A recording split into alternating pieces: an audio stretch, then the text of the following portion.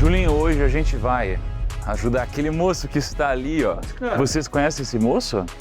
Esse daqui é o Thiago Chicá, cara. Ele é o futuro referência empreendedor no Brasil. Hoje é um dos empreendedores que mais vem crescendo porque ele é o fundador da Acto. E aí, mano, tudo bem? Bem? Como você tá? Sabe o que é Acto, Julinho? É uma marca muito bonita. Tá vendo o que tá no meu pulso? Coisa linda, hein? Isso é Acto, Julinho. Cara, estamos agora de frente para um fundador de uma marca de relógios. Chique, Julinho, diga-se de passagem. amor. E aí, você tá usando o Acto hoje? Tô usando o Wikibolt, que a gente fez um evento ontem. Cara, você sabe que é louco, né? Esse daqui é o que eu acho mais bonito da Acto. É lindo, né, esse fundo. Ô, Julinho, cadê todo mundo aqui? Acho que a galera já entrou no modo férias, né? Sabe o que ontem aconteceu a nossa confraternização ontem da empresa? Entendi. Aliás, o Julinho tá diferente hoje. Ontem ele tava com gelzinho, tava não sei o que lá e tal. Topete, eu tava com topete. O Julinho tá de ressaca ou não? Então, é uma boa pergunta. Eu vi que ele tá falando menos hoje pra se preservar, eu acho, cara. Mas e aí, Ti, vamos investir uma grana hoje, então? Bora. Uma grana. Grana, bora. Grana. Grana de dono de marca de relógio? Grana nível dono marca de relógio. Ô, louco! E aí, lembrando, o objetivo do vídeo hoje é ajudar o Thiago a investir. Então a gente vai pegar, vai montar uma carteira de investimentos para ele, que é legal para você que assiste isso, além de se inspirar, né, na história de quem tá vencendo de alguma forma. Porque você pode olhar para isso e imaginar como seria uma carteira de investimentos para você também, para construir algo que vai te ajudar a chegar no seu objetivo. Esse é o objetivo do quadro hoje. Mas deixa eu começar de trás para frente aqui, né? Eu trouxe algo aqui. Sabe o que tem aqui dentro, Thiago? Quero ver, eu tô curioso pra ver o que tem aí dentro. O que tem aqui dentro é o seguinte. Não, vamos tomar um café antes, Julinho? Ah, para com isso, cara! Vamos tomar um café antes aqui. Calma aí, tem que fazer um cafezinho O antes. rei do storytelling, né? Agora tá todo mundo curioso. O que tem aqui dentro? Ai, tô em choque. Porra, você vê? Deus castiga, eu tô em choque aqui, cara. Tá vendo, cara? Deixou a gente aqui curioso. Quer um cafezinho, tio? Aceito, por favor. Você vê que quando vem um cara que é dono de uma empresa de relógio, a gente faz o quê? Xícaras banhadas a ouro, Julinho. Só glamour, né, velho? Glamour, aqui é glamour, riqueza, ó, bomba só gráfico pra cima aqui, ó. O que tá caindo você esconde. Cara, eu não sei o que eu com essa maquininha. Vamos ter que pegar café lá, você acredita? Pega lá. Não, pera aí, tem todo... Pelo amor de Deus, tio, vamos pegar um cafezinho lá. Você tá com pressa? Você tá com pressa? Eu acho que a Indra Boa. pegou a manhã inteira pra gente ficar aqui. Cara, na boa. Cara, o escritório é só nosso hoje. Que coisa linda. Vou confessar um segredo. Ô, Ti, entre o Natal e o Ano Novo, eu venho sozinho pro escritório. Sabe por quê? Porque eu fico me achando. De verdade. fica- De verdade. Eu fico me achando, cara. Venho eu aqui, ó, não tem ninguém. E aí eu fico assim, caramba, é por isso que eu vou chegar num lugar diferente, porque eu tô trabalhando com os outros não Parece com os tão. Eu fico assim, cara, eu fico nessa historinha pra mim. Aí funciona. Tinha uma época que eu acordava às 4h30 da manhã. Cara, muito difícil, mas foi bom pra mim. Porque eu acordava e não tinha ninguém acordado. Só eu. E aí eu lembro que eu lia, produzia. Isso era a época das lives ou antes ainda? Era na época das lives. Obrigado. Era uma época importante pra mim. Porque imagina só, eu acordava, sei lá, umas 4h30 da manhã, e aí eu dormia, às vezes, meia-noite ou mais. Então, assim, pra saúde foi péssimo, mas foi a fase que eu mais, acho que eu despontei. Porque eu tava colado na galera. Aí, nessa fase, eu comecei a abrir uma margem, assim, sabe? Em termos de business. Eu acho que é uma coisa que tá acontecendo muito parecida comigo, né, galera? Eu acho que esse vídeo vai ser legal, porque é óbvio que é inevitável, é inegável que a gente já tem um sucesso, mas ainda assim eu também não sou que nem todos os outros caras que vêm aqui que já estão lá, tipo assim, Cariani, o Tecar e tal, que estão meio que no topo, assim, da carreira. E eu passei muito por isso também. Agora, nesses últimos 2, 3 anos, eu acho que é um ponto de inflexão que as pessoas falam muito de equilíbrio e tal. Pra mim, o equilíbrio é estar em desequilíbrio por um tempo pra depois tu meio que atingir aquele equilíbrio, né? Eu engordei 25 quilos nessa jornada de empreender, agora já perdi 12, então esse período aqui é importante também, né? Pô, te matei um negocinho que ajuda muito nisso aí, cara. É o MJ. Ah, mas o MJ é um dos meus melhores amigos já, né? MJ, cara. O MJ já é meus melhores amigos. E ontem no evento eu já tô sabendo que tem um melhor que o MJ. Já tem uma galera usando aí. Tem um melhor que o MJ?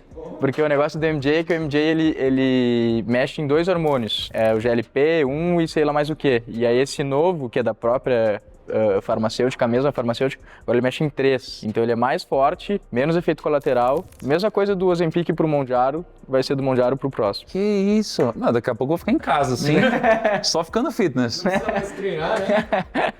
Quanto que a Acto vai fechar de faturamento esse ano? Esse ano a gente vai faturar quase 20. Ano passado faturou quanto? 6 e pouquinho. E o ano anterior? Anterior, 1,5. Caraca, cara. Parabéns por isso. Tamo junto. Muito animal, cara. Empreendedor crescendo assim. Vamos começar de trás pra frente. O que tem nessa...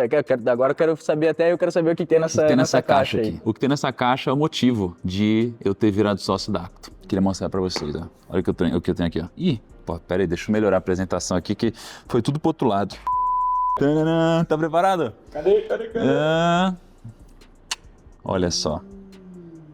Aqui eu tenho 3 motivos do porquê eu virei sócio da Acto, na verdade. Aqui eu tenho 3 Patek Philippe. E acredite se quiser, esse daqui foi o motivo de eu ter me interessado tanto por conhecer o Thiago, gostar da Acto, por querer contribuir de alguma forma. Porque cada um desses tem uma história aqui. Olha que legal, tio. Pô, são relógios, né, meu? Se você não gosta de relógio, isso daqui é um relógio só. Mas assim, se você entende um pouquinho, e eu não sou dos maiores entendedores não, mas eu entendo um pouquinho. Isso daqui é uma obra de arte, cara. Isso daqui é uma obra de arte, assim. Quando isso daqui é feito, é sempre manualmente, sabe? Tem uma limitação, um material é incrível, é uma precisão suíça, né? Anteontem a gente tava lá na Watch Time, a gente foi fazer uma masterclass, né? E aí quando tu abre aquilo, tu vê o mecanismo e aí tu desmonta pecinha por pecinha, tu fica pensando, porra, aquilo... Porque assim, o parafuso ele é minúsculo, assim, e tem, sei lá, dezenas de parafusos, aí tem outra pecinha que encaixa nessa pecinha. E aí aquilo é um motor, assim, na verdade. Eu acho que é isso que às vezes as pessoas não entendem. Tá, por que um relógio custa tão caro? Na verdade, ele às vezes tem um preço de um carro, porque ele tem a mesma complexidade quase que de um carro e ainda não precisa de botar gasolina. É um negócio manual que ele é automaticamente com movimento. Então é um troço muito trabalhado. E ainda é feito de ouro e tudo mais. E mais joia ainda, exato. Mas esse daqui, por exemplo, foi a história do meu primeiro grande relógio, primeira compra de um grande relógio. Olha que legal, atrás, ele é aberto, ele é muito interessante. Pô, eu não vou contar a história que eu contei algumas vezes já, mas pra resumir, eu cheguei na Patek Philippe, quando eu fui pra Suíça, e eu queria comprar qualquer relógio. E um amigo meu já tinha dito assim, olha, se você for comprar um Patek, eu te ajudo com $25 mil. Eu falei, pô, deve ser que caro. Amigo, eu quero ter esses amigos aí também, Julinho. Esses amigos aí, agora você tem aqui. E aí, eu queria comprar um relógio, cara, qualquer um. E aí eu cheguei na Patek. Começou quando eu entrei na loja, eu já me senti meio acuado. Pô, não sei, você entra numa loja de luxo, você se sente meio acuado. 2 portas, assim, um segurança enorme, todo mundo te julgando. Ainda mais na Patek, né? Que eles choram meio estranho, cara fechado. Eu me senti, sem sacanagem, eu senti que eu tava fazendo alguma coisa errada. Eu senti, puta, acho que eu preciso sair daqui. E aí, quando eu entrei, eu me senti meio mal. Falei, não sei se que eu quero comprar mesmo, assim. Mas eu entrei lá, eu falei, tudo bem. Aí eu tinha, tipo, uma recepção, uma moça super arrumada, vou ver de chamar um atendente pra você, alguma coisa assim, perguntou se tinha um horário marcado com alguém, e aí eu falei que não tinha, aí ela fez uma cara já meio estranha, aí depois chamou um cara que a gente começou a conversar, e eu comecei a contar minha história rapidinho, quem eu sou e tudo mais, o que eu queria aqui no relógio. Aí ele pegou e falou, ai, que legal, qual modelo de relógio você quer? Puta, eu já não sabia direito, eu quero um relógio, né, cara, eu não sabia, não entendia direito de relógio. E aí ele falou, cara, mas olha aqui na vitrine, vê qual que você gosta. Aí eu olhei, eu gosto desse. Falou, então esse não tem. Eu falei, puta, justo esse? Eu falei, qual que tem então? Só pra eu, não passar por ele de novo. Ele falou, não tem nenhum. Eu falei, não tem nenhum, cara? Ele falou, não tem nenhum. Eu falei, mas não é uma loja de relógio aqui? Ele falou, mas não tem nenhum. Como que eu compro um relógio? Aí eu já comecei a ficar meio, sei lá, você me sentia um idiota, entendeu? Ele falava do problema, não dava solução. Aí ele disse, você pode encomendar um relógio. Eu falei, então tá bom. Eu vou ficar aqui na Suíça mais 3 dias. Tá melhorando. Tá melhorando. Que eu ia pra algum outro lugar. E aí ele falou, não, são de 7 a 9 anos.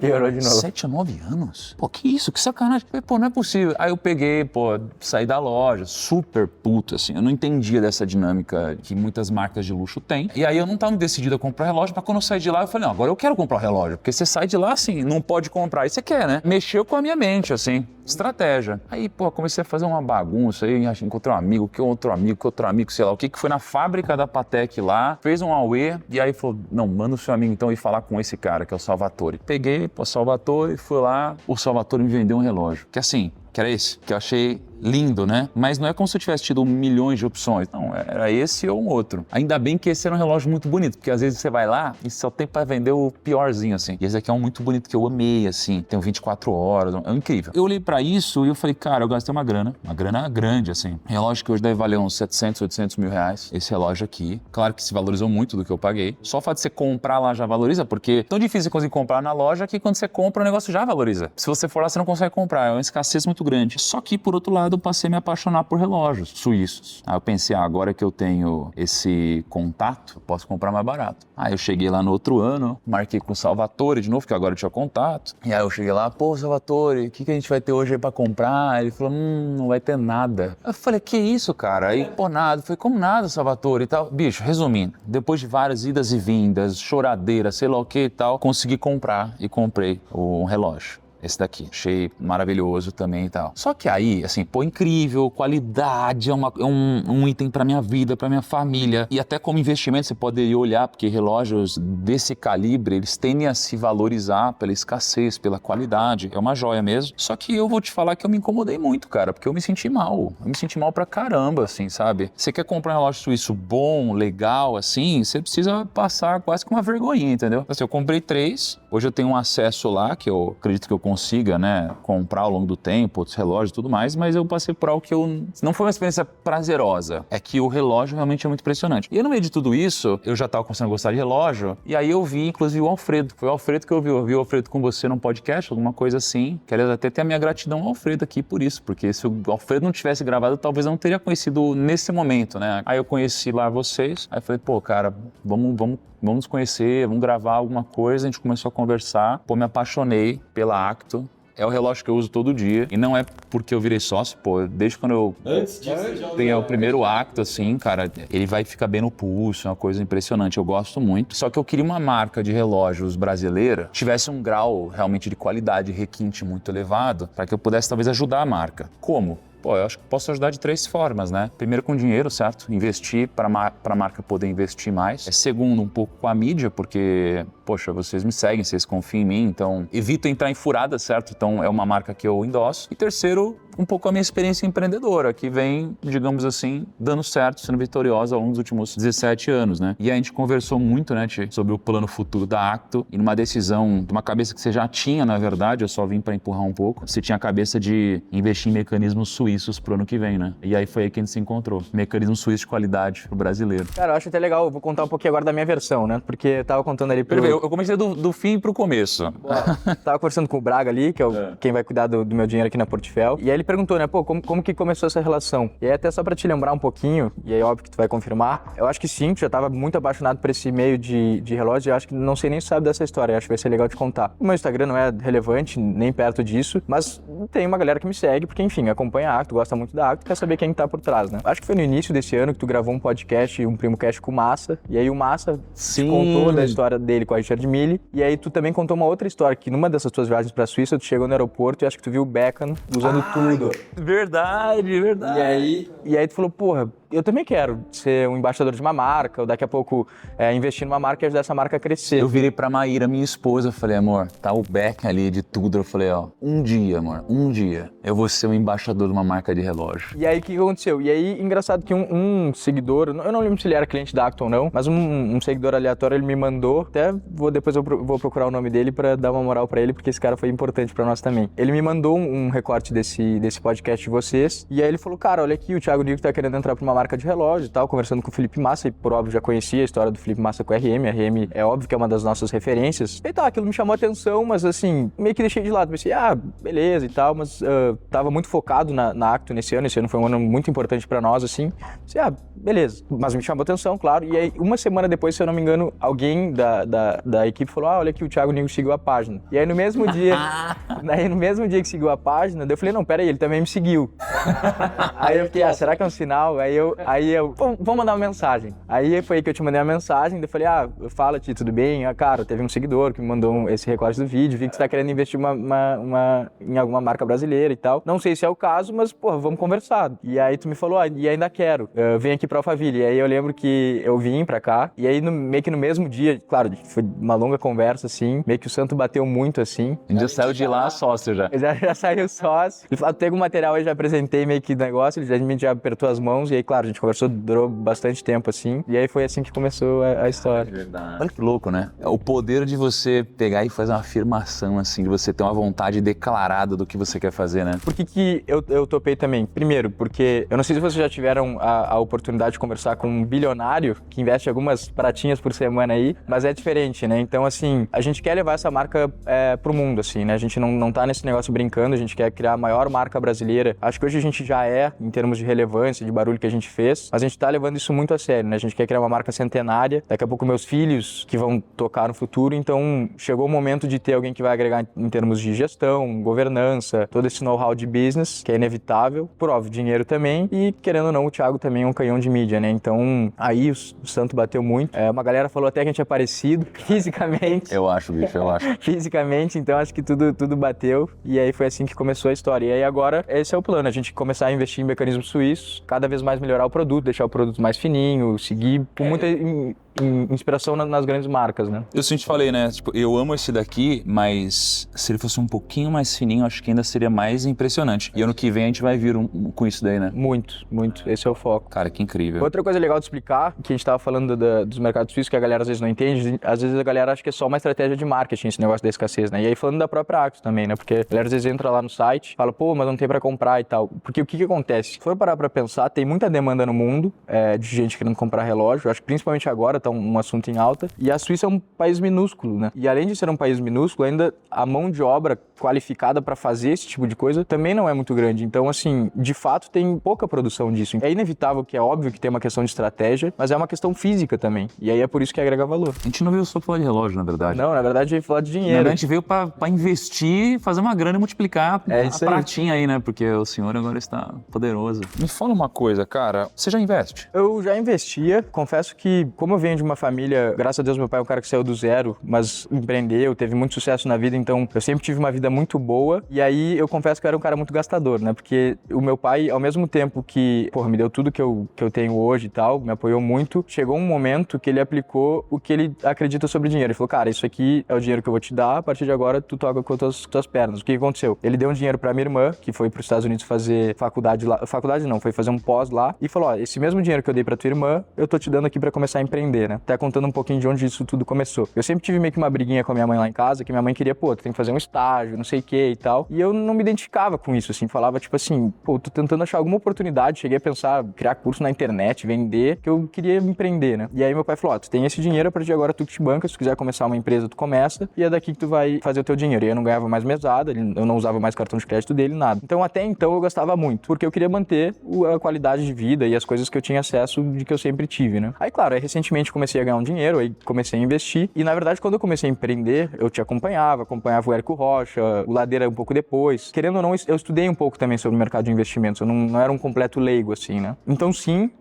já investia, mas até que chegou um momento também que eu meio que vendi tudo, aí deixei tudo em CDB, em renda fixa ali, até que chegou agora esse momento, que a gente acumulou um pouquinho mais, chegou o momento de fato colocar em prática o que eu esperava que eu ia fazer. Já cheguei com a carteira pronta, no que eu apresentei pro Braga, ele falou, não vamos fazer isso aí não, tá muito arrojado e tal, e acho que aí depois ele pode dar algumas explicações aí também. Investir, você pode fazer sozinho. Cara, com certeza você pode fazer sozinho, só que existe o seguinte, existe primeiro que fazer sozinho implica em você saber o que você está fazendo, e para você saber o que você está fazendo, você precisa ter duas coisas, conhecimento e experiência. Então, às vezes você tem muito conhecimento, mas você ainda não passou no teste do tempo, né? Você não viveu a crise e tudo mais. Então, você precisa dessas duas coisas. E ainda assim é possível que você consiga sozinho passar por isso e depois dar muito certo. O problema é que no momento que você começa a dar muito certo, que é o seu caso, você está empreendendo, voando, crescendo, a sua hora começa a ficar muito cara. Então, você tem que começar a tomar decisão. Vou investir, por exemplo, 10 horas do meu mês para investir melhor, ou vou investir 10 horas do meu mês para eu poder empreender melhor. Puta, aí você começa a ficar numa decisão que ele começa a não fazer mais sentido, porque você começa a ter time, funcionários, colaboradores, então sua hora começa a ficar muito cara. Então vamos supor que você invista 10 horas para investir melhor e você invista melhor. Será que ganhar 1% a mais ao ano? Será que justificou você abrir mão desse trabalho que tá voando?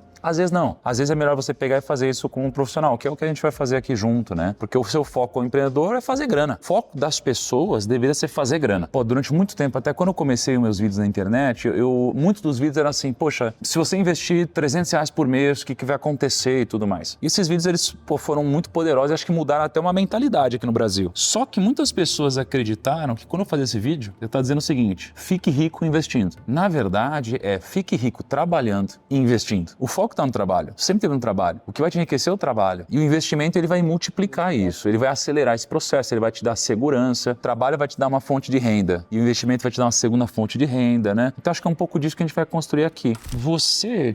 Por mais que você seja um cara que já tenha essa experiência e tenha um patrimônio também relevante, você quer chegar num objetivo muito maior, né? Muito maior. Você tem algum objetivo financeiro, cara? Tenho. E é engraçado, porque isso é uma coisa legal também, porque quando a gente tem aquela frase clichê que a gente é a média das 5 pessoas que a gente mais convive, e eu lembro que quando a gente conversou, eu tinha uma meta, né? E aí depois que eu te conheci, e aí... É engraçado, porque eu sou um cara que eu também, essas coisas de o cara ter as afirmações, as coisas acabam acontecendo, eu sou muito assim também. E eu me considero um cara já super ambicioso, então eu cheguei aqui, porra, meu patrimônio, o meu número final, assim, que eu queria ter de patrimônio líquido na conta, desconsiderando imóveis, eram 100 milhões de reais. E esse era o meu número. Era o número. Era o número. Caraca. Antes de me conhecer.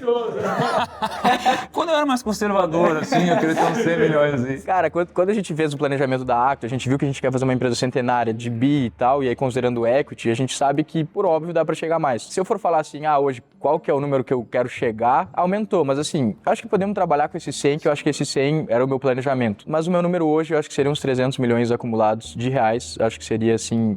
A minha meta, assim. Legal, é uma meta ambiciosa, mas isso é bom. Cara, só pegar um gancho da Acto aqui. O que você imagina pro futuro da Acto? Você quer vender, sair e tal? O que você imagina para essa empresa? É engraçado, porque isso mudou também, né? Eu sempre tive a ideia de que não, toda empresa é feita para vender, a gente tem que crescer ela, criar uma empresa legal, que seja perene e interessante para os acionistas, que dê dinheiro e agregue para alguma empresa maior, daqui a pouco uma empresa listada em bolsa e tal. Só que a gente conversando, a gente foi vendo que, na verdade, a gente tem muita coisa que a gente pode fazer, daqui a pouco a gente às vezes não sabe, né? A gente vai indo e o caminho ele vai te mostrando alguns outros caminhos que tu nem imaginava, daqui a pouco vai virar uma holding de luxo, a gente tem outras marcas aqui no Brasil, que não daqui a pouco virar uma LVMH brasileira. Sendo bem sincero, agora eu acho que eu nem tenho mais essa resposta. Eu achava que era vender, agora eu já tô com uma outra cabeça de que daqui a pouco, por que não uma LVMH e daqui a pouco eventualmente, se necessário, se a gente enxergar que tem por que fazer um IPO ou não, daqui a pouco passar para meus filhos, porque o negócio do luxo também é um negócio de anos e de tradição, então acho que eu não tenho uma resposta pronta, assim, né? Cara, que legal, gostei de ouvir isso, tá? Eu não queria ouvir você falando que queria vender. Não e é aí mais. Ouvir isso é bom. Porque eu, que não fui o fundador da Acto, eu sou apegado à Acto.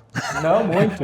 Eu sou apegado, cara. A gente acaba criando um vínculo muito forte e depois de conversar com várias pessoas que passaram por exits e até tem um vídeo muito interessante também de um cara que fez isso nos Estados Unidos, uma marca de relógios nos Estados Unidos. Ele conta, cara, depois que eu vendi a empresa, eu meio que perdi meu, tipo, beleza, o dinheiro entra e tal, tu compra um carro legal, compra uma casa legal, mas e agora, assim, tipo assim, meio que falta um propósito. Eu acho que assim, claro que vão ter vertentes diferentes de pensamento, mas a minha é que é o seguinte, minha é fogo, assim, eu peguei pra mim, mas eu ouvi isso de outra pessoa, tá? Quando você não passou por esse ponto, você geralmente tem a mesma vontade que os outros empreendedores, que é o seguinte, chega uma hora que você tá de saco cheio, chateado, desesperado, cara, preciso botar grana no bolso, quero vender esse negócio. Então todo empreendedor acho que passa por esse momento, você quer botar a grana no bolso. Só que tem duas coisas que podem acontecer que mudam completamente a sua cabeça. Isso aconteceu na minha e acho que tá acontecendo agora na sua, que são você ter um dinheiro na física, eu tô com uma grana na física, então isso daqui acho que mudou um pouco. Eu não tenho mais aquela ansiedade. Gosto de dinheiro, mas assim, se eu botar 50 milhões no bolso, 100 milhões, 200, 300 a mais, o que eu vou fazer? Talvez eu vá comprar um avião, sabe assim? Mas assim, não é o que vai mudar a tua vida. O preço é alto. O preço para eu ter um avião é abrir mão da minha empresa, uma parte, não de é um o que eu quero. propósito, de um negócio que tu faz todo dia. Exato, é um tesão. Quando você tem uma grana na física, que é o seu momento, e agora é o segredo, gente boa tocando o negócio, puta, você tem uma paz. Você tem uma paz. Porque durante muito tempo no Grupo Prima a gente teve turnover. Quem que é a nossa liderança? Ontem, aliás, a gente estava na nossa festa de confraternização e a gente premiou os colaboradores que estão há 5 anos com a gente, inclusive com Acto, né, para eles. Então a gente começa a ver quantas pessoas já estão há 5 anos com a gente. Tiveram pessoas que por uma semana não tinham 5 anos com a gente, sabe? Então você começa a ver o mesmo time, gente boa, tem tranquilidade na gestão. Então o negócio está sendo bem tocado, você tem uma grana no bolso, você fala, pra que eu vou vender? Pra quê?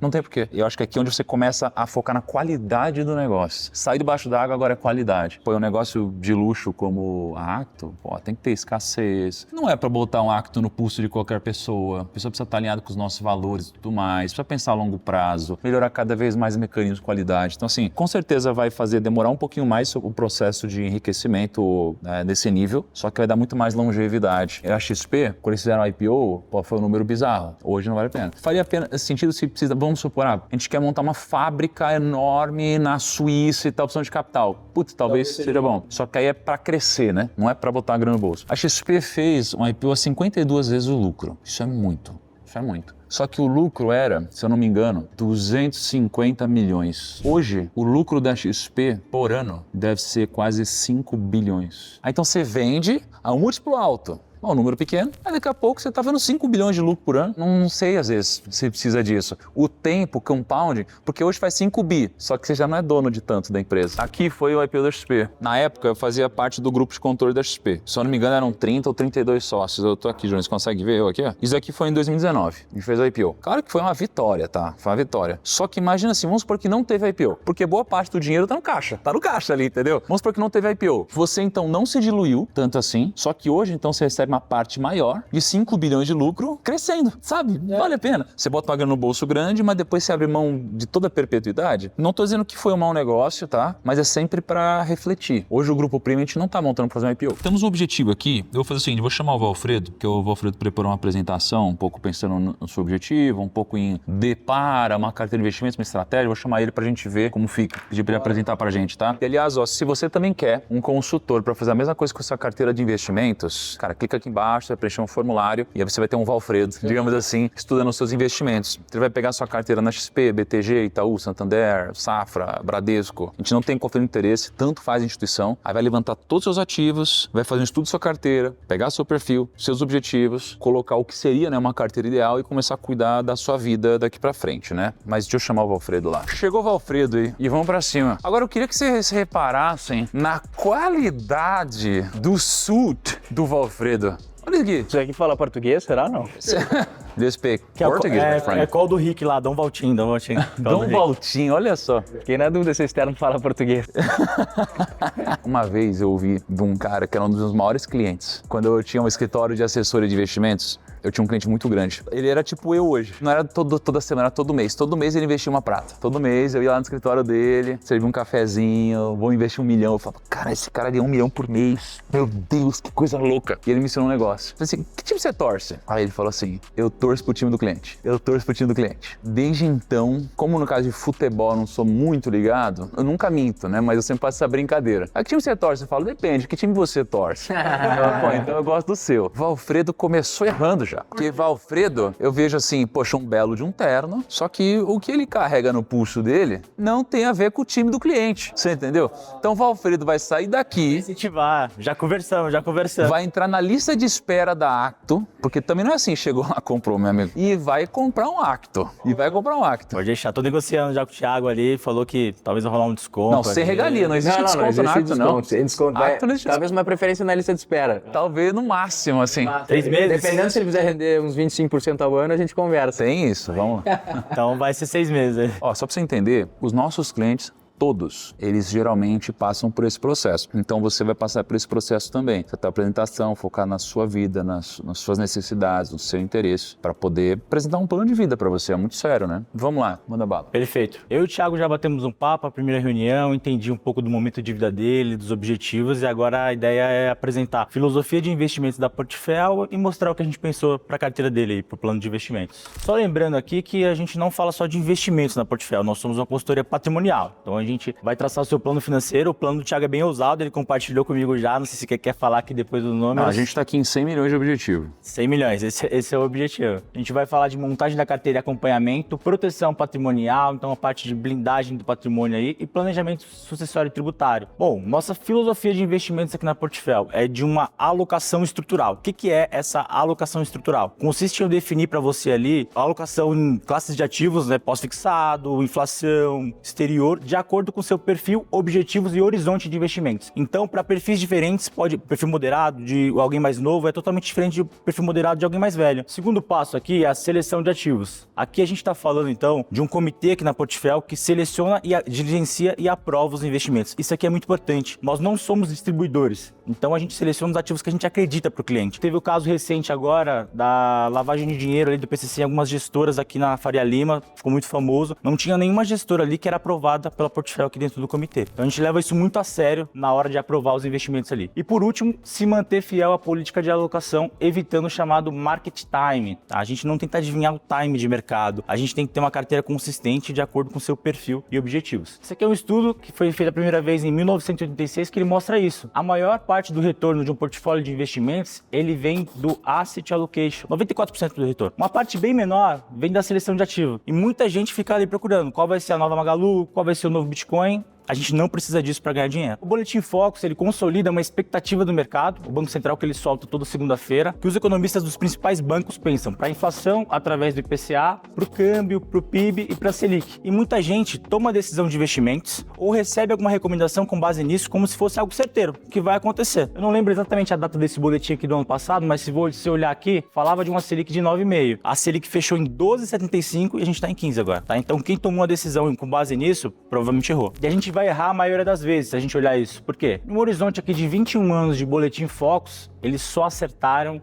5 vezes. Então não dá para tomar a decisão com base só em expectativas de mercado. Elas mudam o tempo inteiro a depender do vento. A gente tem que ter uma carteira sólida. Só para exemplificar aqui rapidamente, se você olhar aqui, ó, 2002, o economista mais otimista acreditava numa Selic de 14,5, o mais pessimista de 19, Selic fechou em 25. 8 pontos percentuais é muita coisa. É um Brasil completamente diferente do outro ali. A maioria das vezes eles erram, tá? Então a gente não usa isso para tomar nossas decisões de investimentos. Agora essa parte é bem importante, foi um pouco do que a gente conversou. O Thiago gosta bastante de investimentos, então ele já entende bastante disso, de gestão ativa versus gestão passiva. Esse aqui é um estudo que ele chama SPIVA, ele é feito pela S&P e ele analisa fundos de gestão ativa versus fundos de gestão passiva pelo mundo inteiro. Então o Thiago ele trouxe alguns ETFs ali, então ele é entusiasta disso já, para comparar. E a gente viu que nos Estados Unidos, por exemplo, no horizonte de 15 anos, só 10% dos fundos que se propõem a bater um índice de mercado, o S&P 500, por exemplo, que é o principal índice de ações do mundo, realmente conseguiram ser efetivos, realmente conseguiram ganhar do mercado. E muita gente acha que no Brasil aqui é muito diferente. Acho que aqui vai ser mais fácil ganhar do mercado, porque é uma economia emergente. Só que quando a gente olha os números, não é muito diferente. É muito parecido. Tá falando de 19% aqui agora que atualizou, tá? Antes estava mais baixo ainda, de fundos que conseguem bater o mercado. Eles tomam mais riscos, são mais caros e a maioria ao longo do tempo não consegue ganhar no mercado. Aí a gente está evoluindo bastante no mercado de ETFs aqui no Brasil também, que é um mercado que tem um custo mais baixo, ele entrega mais consistência no longo prazo, tem mais liquidez e o investidor consegue diversificar o patrimônio ali com pouco recurso. O problema aqui do Brasil que eu via, do que eu estudava, né, é que a gente não tinha ainda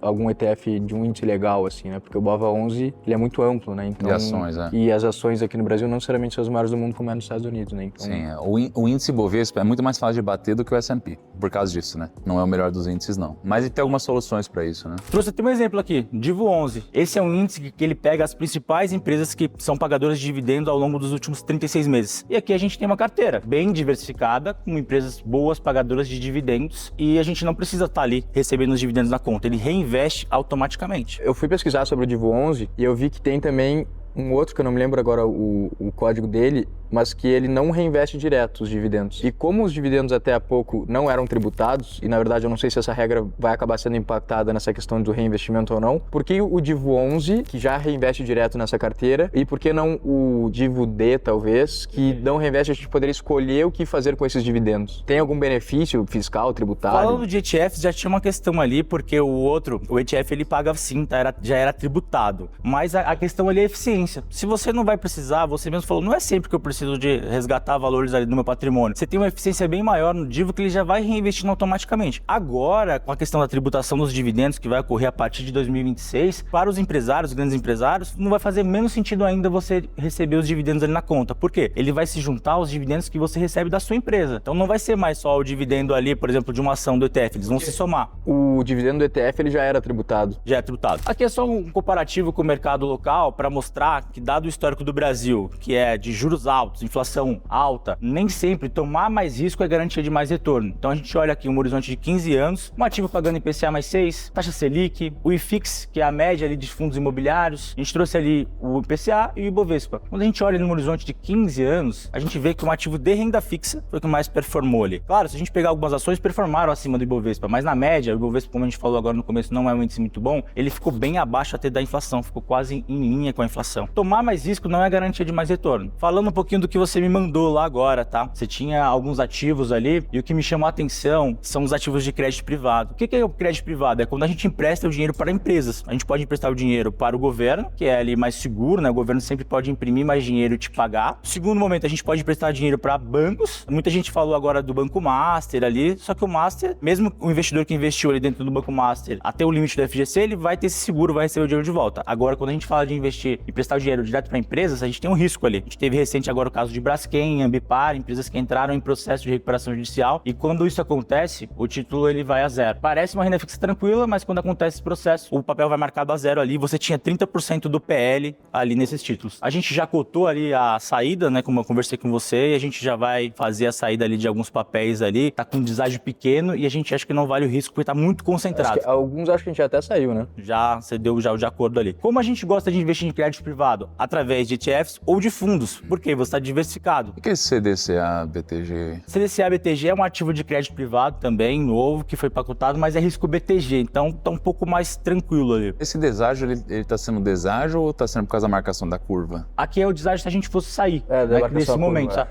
Isso, mas é por causa da marcação da curva aí, né? Exato. Na sua plataforma ele tá marcando uma linha reta. Exato. Ah, tá. Isso daí é foda também. Às vezes você acha que, pô, tá ganhando um dinheirão e na real o negócio tá assim. Trouxe uma analogia aqui agora para a carteira de investimentos, que é de um relógio mecânico automático. Um relógio mecânico, ele atrasa ali 10 segundos, ali no dia, 20 segundos. Isso é tolerável. Ah, mas ele busca o quê? Consistência de longo Isso prazo. mesmo, tio? É porque assim, como é um negócio mecânico, mesmo os mecanismos mais precisos do mundo, suíços e tal, é claro que vai ter sempre uma pequena variação, né? E aí, claro que tem certificações, enfim, que provam quando que um relógio é de qualidade ou não, né? Tem um máximo tolerável, né? E é isso que difere até, inclusive, o mecanismo japonês, do suíço. Basicamente a precisão, claro, a qualidade, acabamento. O que as pessoas da relojaria, os entusiastas mais valorizam é a precisão, né? Um mecanismo mecânico, então, ele vai ser menos preciso do que Um quarto de bateria. um quarto. Certeza. É, com certeza, né? Agora, vamos supor, 10 segundos, seria 10 segundos por dia, então no outro dia são 20 que você tá desatualizado, no outro são 30. Não necessariamente, porque como o relógio mecânico, ele é carregado, o automático, né? Ele é carregado pelo movimento do teu pulso, cada dia tu faz um movimento, né? Não necessariamente sempre vai ser 10 segundos, pode ser 10 para mais, 10 para menos, ele é um negócio muito variável. Então, assim, eles costumam até, na verdade, medir às vezes no mês, assim, quanto que muda num mês e tal. E aí, por isso também que o relógio tem que estar ajustado, fazer manutenção. Lembra que tu me perguntou, mas por que fazer manutenção? Porque quanto mais manutenção tu faz, assim como um carro, melhor ele funciona, né? Um relógio mecânico é um relógio automático, ele é para uma vida, né? Você consegue passar para a próxima geração, um legado. Na carteira de investimentos, a gente também não quer tentar acertar o time do mercado, o melhor momento. Quem faz isso vai errar. A gente quer consistência. E a consistência vai fazer a gente construir patrimônio pro longo prazo. O Braga se puxou, hein? Gostei da referência que ele trouxe. Só falta o relógio no braço.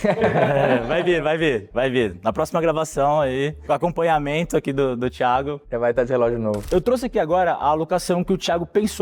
Ele é entusiasta dos investimentos, ele gosta bastante, acompanha, e ele pensou no portfólio que ele colocaria 30% do patrimônio no exterior, 30% em fundos imobiliários, 20% em ações e só 20% ali em renda fixa. E não é que é errado, tá, a alocação, e você tinha bons ativos ali como você me mandou. O grande ponto aqui é o seu momento de vida. Hoje o risco tá no seu negócio, a Acto tá voando, mas você mesmo falou, se precisar, eu vou tirar mais dinheiro dos meus investimentos e vou aportar na Acto, tá, para crescer mais ainda. Então a gente tem que trazer nesse momento para os seus investimentos segurança, liquidez para você ter ali e regularidade ali no patrimônio. Não uma carteira que ela pode ir muito bem no ano que vem, mas no segundo ano mal e você precisar de recurso. Então foi isso que a gente pensou aqui. É uma carteira ali que ela é composta por 40% pós-fixado, 25% inflação. Perguntei pro Alfredo, qual que é o benefício de um pré-fixado? Por que ter um pré-fixado? Por que não tudo em PCA mais alguma coisa que aí tu está protegido da inflação, né? É uma questão de diversificação, cara. Quanto mais diversificação você tem, menor o seu risco. Todos eles são ativos que tendem no tempo a crescer, mas têm comportamentos ligeiramente diferentes. Então, é bom você ter esse movimento diferente para que sua carteira diminua a volatilidade, né? Então, nos nossos modelos, você ter um pouco de pré-fixado, ele acaba melhorando um pouco do Sharpe da carteira. Então, ele diminui um pouco o risco e aí mantém ou aumenta um pouco a rentabilidade. Entre 5% e 15% ali pro perfil seria aceitável ali, e aí depende muito, a gente consegue ajustar. O título de inflação é um título híbrido, né? Parte dele é pós, acompanha a inflação, e parte dele é pré. IPCA mais 6, IPCA mais 7, a gente consegue travar também ali. E 20% no exterior, diminuir um pouco da parcela que você quer nesse momento, a gente pode ter isso mais no longo prazo, mas dado o seu momento agora, que você falou, talvez tenha necessidade de aportar mais na empresa, quando a gente investe no exterior, a gente foca no longo prazo. E uma parte menor em ações e fundos imobiliários, o risco hoje está no seu negócio. Então, na verdade, se a gente olhar ali ações, tem ações da Acto ali, sócio fundador, e o risco está lá. Então, aqui a gente vai trazer uma pequena diversificação, que com o tempo a gente pode pensar em mudar a política de investimentos, dado se o seu momento de vida mudar. E aqui é o que eu falei sobre ativos, né? Tudo que a gente apresenta aqui na Portfel, o nosso comitê, o time do João Salles ali de Research, ele aprova, acompanha as gestoras para trazer essa segurança para o investidor. Então, todos os ativos aqui vão ter um selo Portfel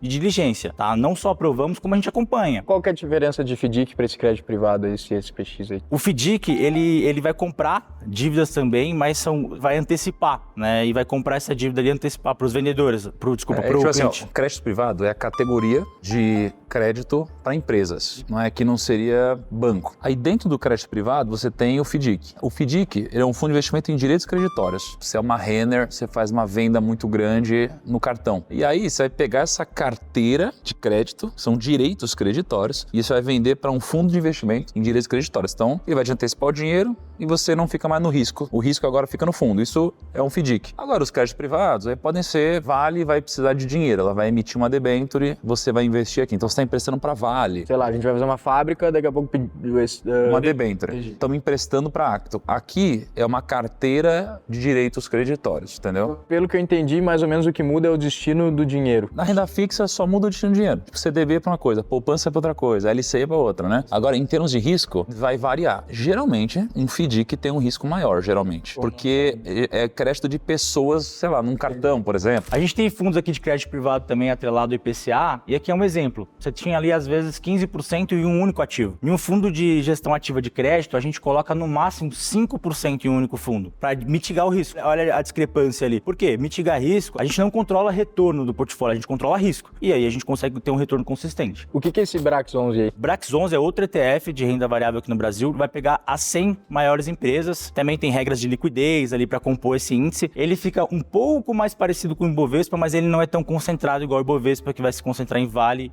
e bancos aí. E aí, por que não concentrar tudo em Divo 11 é pela diversificação mesmo? Diversificação. Bom, e eu trouxe aqui um pouco do porquê investir no exterior, né? Então a gente traz ali uma diversificação geográfica, a gente quer ter os 20% ali, a gente mitiga riscos locais, né? Um dinheiro realmente que você coloca ali fora do alcance do Brasil, fora da jurisdição brasileira, e a gente acessa prêmios de riscos diversos. Então a gente sai aqui só do prêmio de risco do Brasil. Muita gente olha lá a taxa lá fora, poxa, mas os juros lá tá em 3%, aqui no Brasil é 15%. Se a gente pegar um ativo nos últimos 10 anos, 4% em dólar, rendeu mais do que a Selic. E a média da Selic ficou em 10%, tá? Agora tá em 15%, mas a média ficou em 10%. Então vale muito a pena. E trouxe um exemplo aqui de uma carteira arrojada no exterior. A gente investe agora na melhor economia do mundo, na maior economia do mundo, a gente pode tomar um pouco mais de risco lá fora. Então aqui já é uma carteira que é 50% em renda fixa e 50% em renda variável. Investindo em uma base neutra, por exemplo, aqui em ações. VT, ele compra ali ações no mundo inteiro. Boa parte ainda é bolsa americana, mas tem uma parte também de outras economias. E a gente vai acrescentando fatores de risco. Então, como eu falei, gestão passiva não quer dizer que não tenha estratégia. A gente vai comprando ETFs ali, alguns que focam em empresas de qualidade, outras que focam em small caps, pequenas empresas. E algum desses serve para caixa, caso for viajar, pra gente resgatar e mandar para conta banking, não? Com certeza. Deixei aqui o caixa, o SHV. 20% ali é a renda fixa caixa. O que é essa renda fixa? Ele compra títulos do Tesouro americano de até 3 meses. Lá fora, a renda fixa é diferente do Brasil. A renda fixa,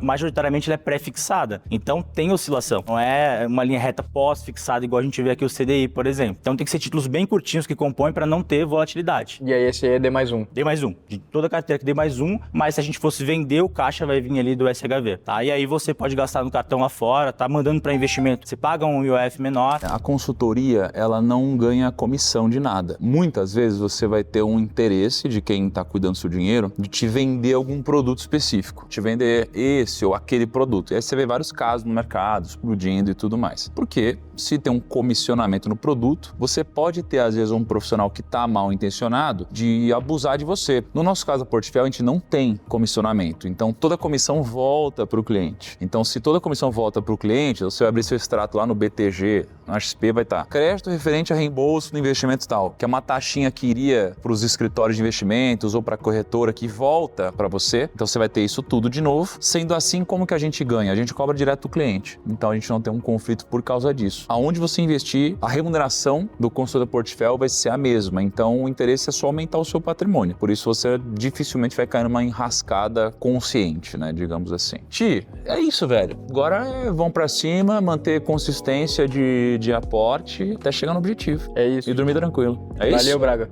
That's it. É nóis, velho. É vender relógio e investir, cara. Investir. Cara, é isso então. Se você quer nosso ajuda para investir, clica aqui embaixo. O que você achou do vídeo? E daqui 3 meses vamos voltar para ver a rentabilidade do Thiago, né? Vamos ver se o Alfredo vai ganhar um relógio por rentabilidade aqui. Será?